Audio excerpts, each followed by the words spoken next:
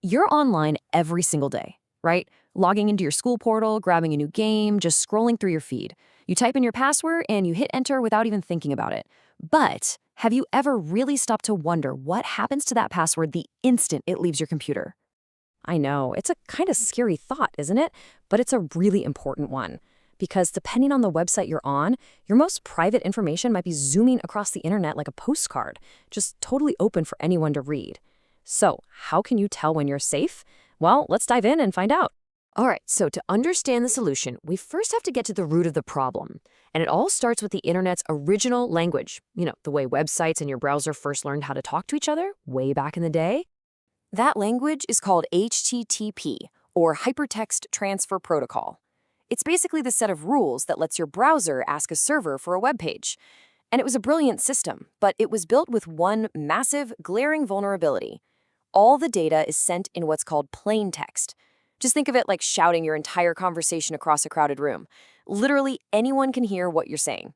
So this postcard idea, that's the problem in a nutshell. When you send data over HTTP, you're not sealing it up in a nice, safe envelope. Nope. You're just writing it on the back of a postcard. The mail carrier, the person at the sorting facility, anybody who touches that postcard can just flip it over and read your whole message. It doesn't matter if it's wish you were here or your bank account password. And this isn't just some theoretical what-if scenario. These are the real-world consequences. An unsecured HTTP connection means someone can literally just snatch your login details right out of the air. They could hijack your session, kick you out and take your place on a site you're logged into. They could even run a man-in-the-middle attack, secretly changing the information you send and receive. It's pretty serious stuff. So the big question is, if HTTP is the postcard, how do we get a secure envelope? Well, the solution comes from adding one single, incredibly important letter. And that letter is S for secure. HTTPS takes that original web protocol and wraps it in a powerful layer of security. It basically creates an encrypted private tunnel for your data to travel through. It's the difference between sending a postcard and sending a locked briefcase. Now, what makes HTTPS so powerful is that it's not just one thing. It's actually built on three massive pillars. First, there's encryption, which scrambles your data into unreadable gobbledygook. Second is authentication, which proves you're talking to the real website and not some imposter. And third, you've got integrity, which guarantees that the message wasn't messed with on its journey. Okay, but how does this all actually work? How do your browser and a website server set all this up? How do they agree on a secret code without shouting it across that same crowded room?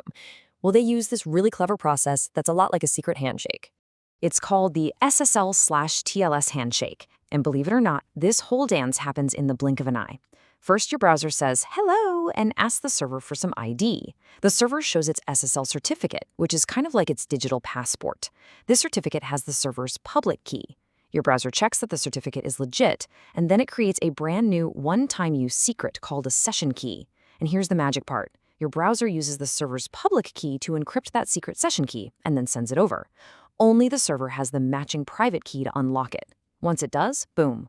Both your browser and the server now have the same secret key, and your secure channel is wide open.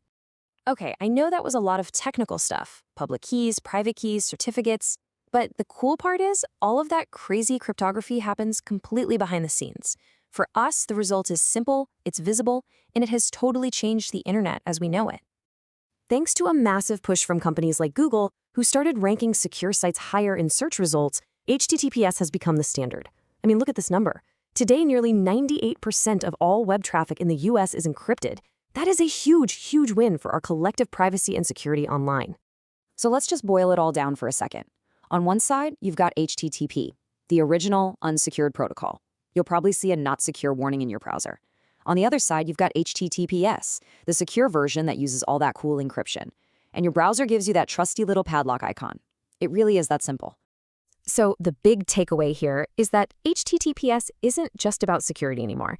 Of course, it protects your data, which is crucial, but it also signals trust, both to you and to search engines. And get this, modern secure connections can actually be faster than the old ones. It's a true win-win-win. All right, we have covered a ton of ground, from open postcards to secret handshakes, but what is the one single thing you need to remember every single time you go online? Well, first, it's just good to know that this technology never stands still. The push for a faster, safer web is constant. There are new versions like HTTP/2 and HTTP/3 that are always being developed to make everything from streaming shows to online gaming even more efficient and secure. But for you, day to day, your job is super simple. This is the golden rule. Before you type a username, a password, a credit card number, any personal info, just glance up at the address bar. Do you see the padlock? You're good to go. Do you see a not secure warning? Stop. Do not pass go. It is that easy. And that brings us to one final, really important thought. HTTPS is amazing at protecting your data in transit while it's on its journey. But what happens once it arrives safely? That padlock can't protect you from a weak password or from a data breach on the company's end. So the next question you really have to ask yourself is, how are you protecting your accounts on your end? That's something to think about. Thanks for tuning in to this explainer.